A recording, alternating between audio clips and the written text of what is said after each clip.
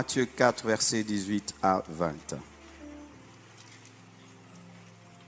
Comme il marchait le long de la mer de Galilée, il vit deux frères, Simon appelé Pierre et André son frère, qui jetaient un filet dans la mer, car ils étaient pêcheurs.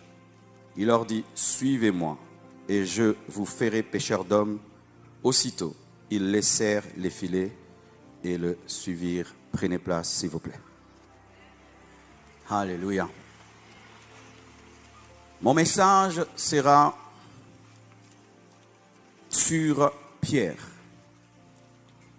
Pour ceux qui font la théologie, ce sera sur un personnage de la Bible. Nous serons sur Pierre et sur Pierre.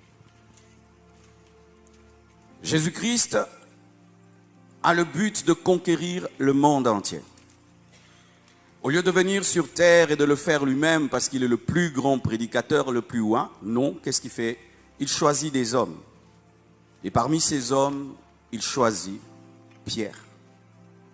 Et Pierre avait deux noms, Simon, Pierre. Simon veut dire roseau. Et vous savez, en Israël, on ne donnait pas les noms n'importe comment. Lorsqu'on te donne un nom, cela reflète ton caractère. Et roseau, c'est une plante qui est comme du plastique et qui, dans l'eau, est flexible. Lorsque l'eau va à droite, le roseau va à droite. Lorsque l'eau va à gauche, le roseau va à gauche. Et donc, c'était ça le nom de Simon. Les parents de Simon, lorsqu'ils l'ont engendré, peut-être après des temps, ils ont constaté que leur enfant était comme un roseau. Et Jésus-Christ vient vers Simon, le roseau. Il le trouve en train de faire quoi? Il le trouve en train de pêcher. C'était son travail. Et il lui dit, viens, suis-moi. Je ferai de toi un pêcheur d'hommes. Je ferai de toi un conquérant. Je ferai de toi un homme qui, au-delà de jeter un filet physique, tu jetteras un autre filet, l'évangile, ma parole, et tu sauveras les âmes. De la même manière que tu jettes le filet aujourd'hui pour attraper des poissons, dans ton futur, je vais t'utiliser au-delà de ce que tu fais aujourd'hui pour gagner des hommes. Et dans le langage de Simon, il avait très bien compris, comme l'a dit le pasteur Mohamed, Dieu est venu dans son domaine pour lui expliquer son futur. Et étant un pêcheur de poissons, il a pu comprendre de quoi Jésus-Christ parlait. Que de la même manière dont il allait prendre des poissons, les sortir de l'eau et les mettre dans sa barque, il sortirait des hommes du péché, de la maladie, de l'ignorance, de l'incrédulité.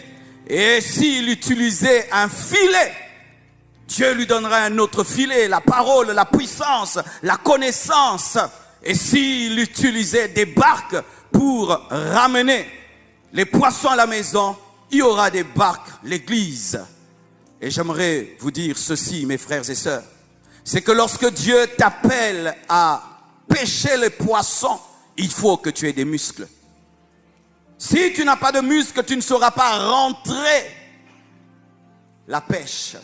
Et si tu n'es pas connecté à d'autres barques, tu ne sauras pas rentrer la pêche miraculeuse.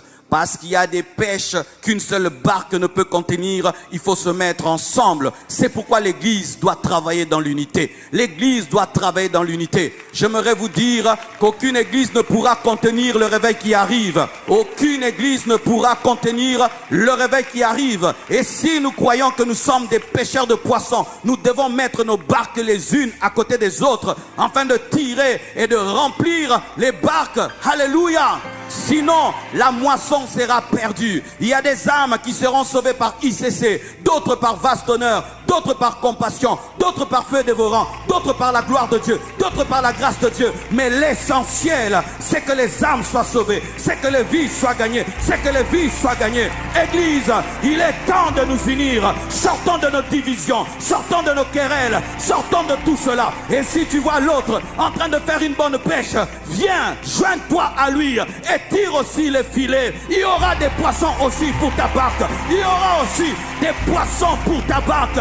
Donne-moi un amen.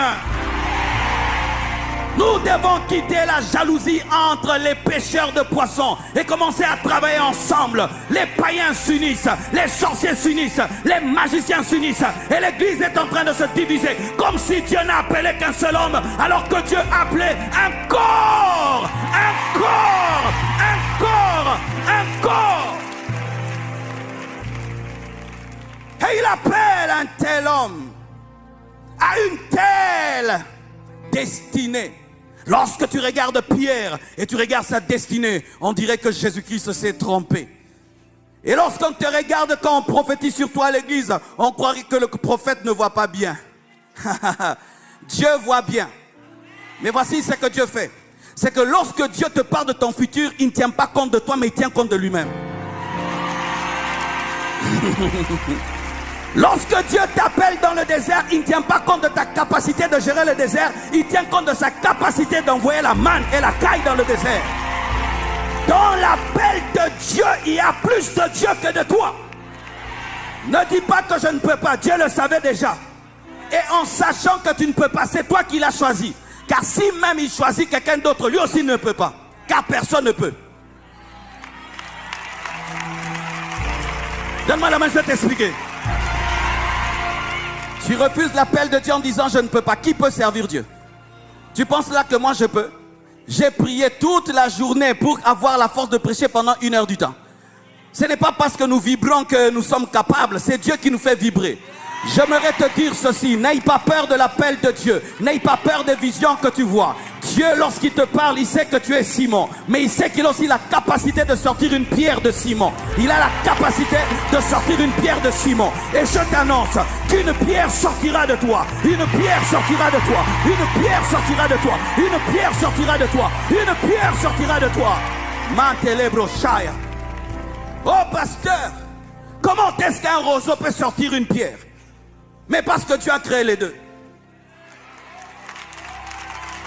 Le roseau est créé par Dieu, la pierre est créée par Dieu. Mais le roseau est plus fort que, plutôt la pierre est plus forte que le roseau. Il y a un temps où tu es roseau, il y a un temps où tu seras pierre. Mais Dieu qui a fait le roseau fera aussi la pierre.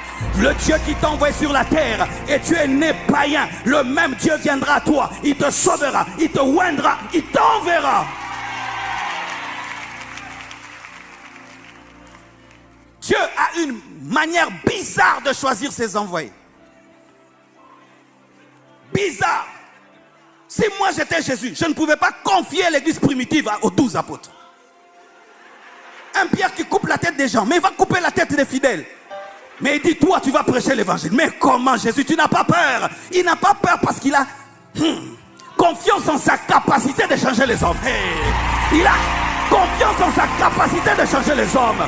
Mon frère, je sais que je ne peux pas te changer, mais je connais quelqu'un qui est capable de changer un homme, qui est capable de bouleverser un homme, qui est capable de changer un homme.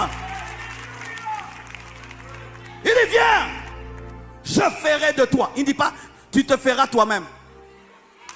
Il n'y a pas de self-made man dans les choses de Dieu. Il n'y a pas l'auto-élévation dans les choses de Dieu. Il n'y a pas l'auto-transformation dans les choses de Dieu. Tu t'abandonnes à Dieu et Dieu te change à son image, à sa ressemblance. Alléluia. Laissez-vous transformer par Dieu. Et lorsque Dieu te transforme, tu ne ressembles pas à ton père, à ta mère, mais tu ressembles à Jésus-Christ de Nazareth. Je ferai de toi. Je ferai de toi. C'est-à-dire, tu seras mon travail. Il y a beaucoup de gens qui pensent que l'œuvre de Dieu, c'est seulement ça. L'œuvre de Dieu, c'est toi. Tous les jours, Dieu te dit, change, change, change. Il te bâtit. Ça fait 10 ans, 20 ans. Et après des années, tu deviens un bijou spirituel. Tu deviens un chef-d'œuvre. Et Dieu t'a travaillé dans le secret, là où il n'y avait personne. On te dit, comment tu parles comme ça? Comment tu agis comme ça? Dieu me bâtissait depuis longtemps. Mais on ne voyait rien. C'était la fondation.